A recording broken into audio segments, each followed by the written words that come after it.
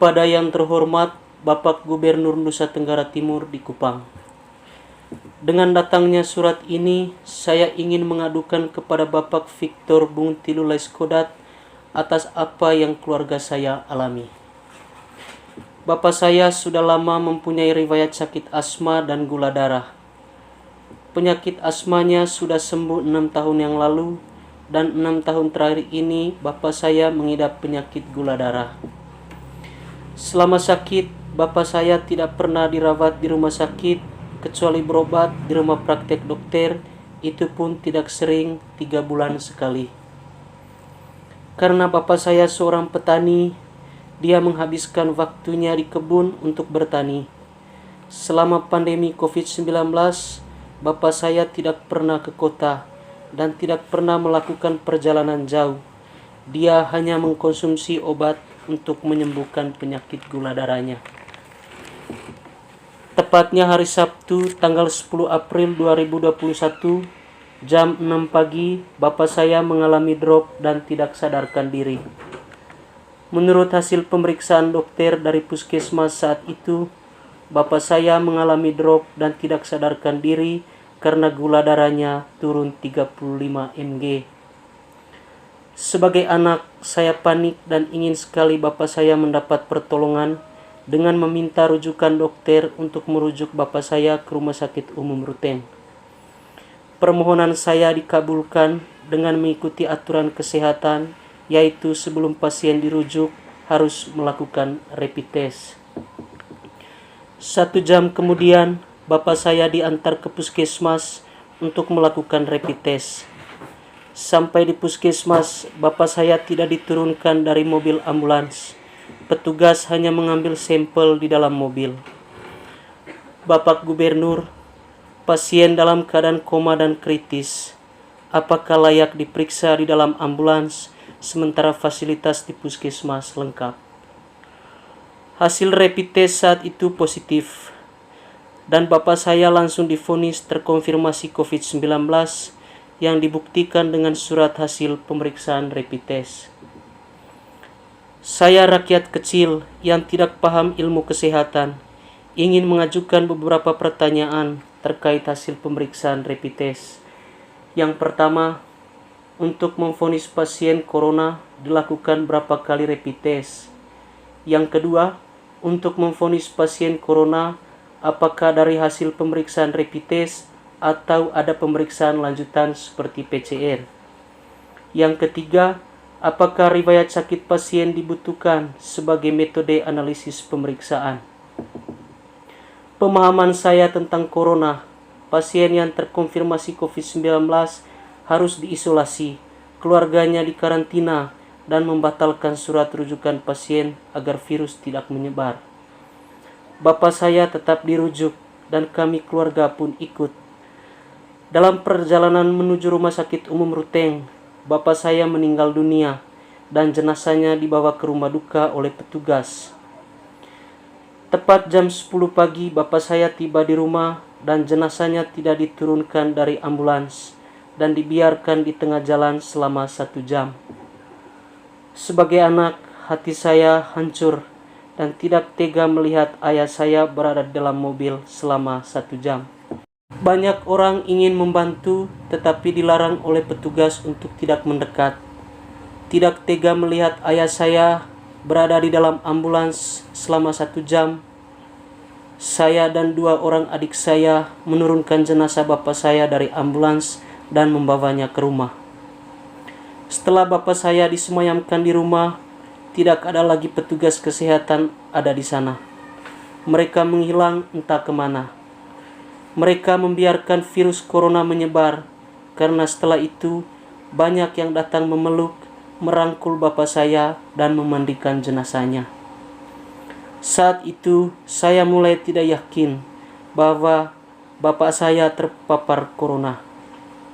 Saya sungguh-sungguh tidak yakin. Kalau memang Bapak saya terpapar virus corona, kenapa Bapak tidak diisolasi? Kenapa kami keluarga tidak dikarantina? Dan kenapa mayat Bapak saya dibawa ke rumah? Dan kenapa petugas menghilang dan membiarkan banyak orang menyentuh jenazahnya? Kenapa bapak saya disemayamkan di rumah selama 1 hari 1 malam? Kenapa tim gugus tugas datang terlambat? Mereka datang jam 7 malam. Bukankah virus corona bisa menyebar kemana-mana? Tim gugus tugas tidak langsung ke rumah duka, tapi mereka langsung ke rumah salah satu mantri di kampung. 2 jam lamanya saya dan keluarga menunggu, tapi belum juga datang. Atas inisiatif saya sendiri, saya pergi menemui mereka dengan membawa 1 botol tuak atau sopi menurut tradisi Manggarai. Atas kecintaan saya terhadap bapak saya, permohonan saya kepada tim gugus saat itu agar bapak saya dikuburkan esok harinya. Dengan alasan peti mayat belum ada dan kubur belum digali. Permohonan saya dikabulkan, tapi dengan syarat keluarga harus membantu tim gugus untuk menggali kubur dan jenazahnya sudah dikuburkan besok pagi tepat jam 7 pagi. Pukul 22 atau jam 10 malam, tim gugus datang ke rumah duka untuk membungkus bapak saya dengan kantong jenazah. Namun tidak tega dengan bapak saya dikantong jenazahkan dan diperkuat dengan keyakinan saya dan keluarga bahwa bapak saya tidak terpapar virus corona, maka saya dan keluarga memohon untuk tidak dimasukkan ke dalam kantong jenazah tersebut. Akan tetapi, tim gugus tetap memasukkan jenazah dalam kantong sebagaimana protokol kesehatan bagi korban corona. Sehingga tepat pukul 23 atau jam 11 malam, bapak saya dimasukkan ke dalam peti jenazah yang sudah disertakan dengan kantong jenazahnya dan langsung ditutup.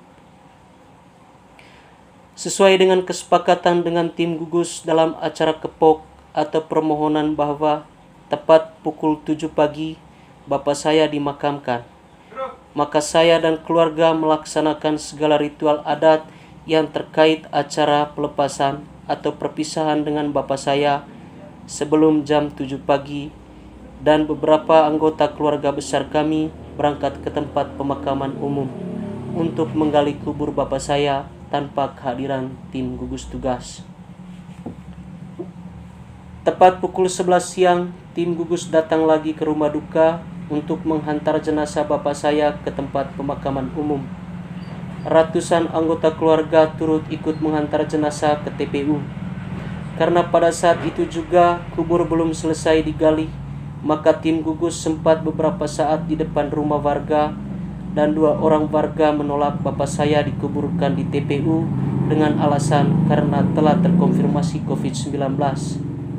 Namun tim gugus tetap pada pendirian menghantar jenazah ke tempat pemakaman umum. Karena penggalian kubur belum juga selesai, maka peti jenazah bapak saya tergeletak begitu saja di tanah dan tim gugus tugas langsung meninggalkan TPU dan membiarkan anggota keluarga sendiri yang memasukkan peti jenazah ke dalam kubur. Setelah bapak saya dikuburkan, tim gugus tugas tidak melakukan penyemprotan disinfektan baik di TPU maupun di rumah duka.